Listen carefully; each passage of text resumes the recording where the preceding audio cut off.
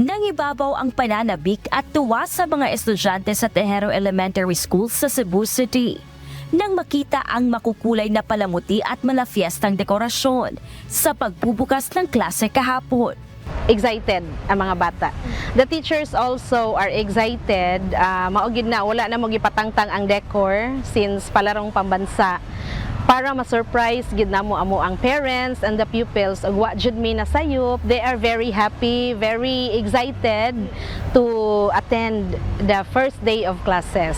Bagaman nag-a-adjust pa ang mga bata mula sa bakasyon, ang maayos na setup sa paaralan at pagiging creative ng mga guro ay nagbigay sa mga estudyante ng sigasig para pumasok at ganahang matuto ng mga bagong aralin.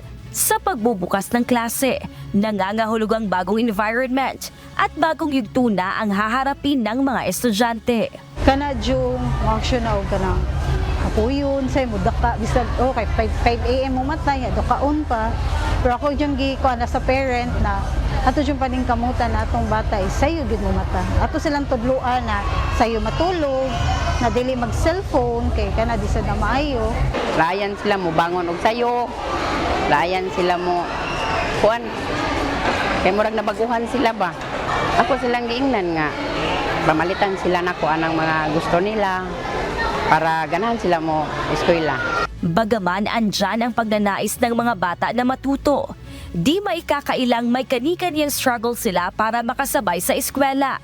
Hirap sa pagising ng maaga at stress dahil sa mga takdang aralin at school projects na dapat tapusin. Sabayan pa ng school examination at para magabayan at maiwasang ma-burnout sa pagiging estudyante at sa pag-aaral ang mga bata.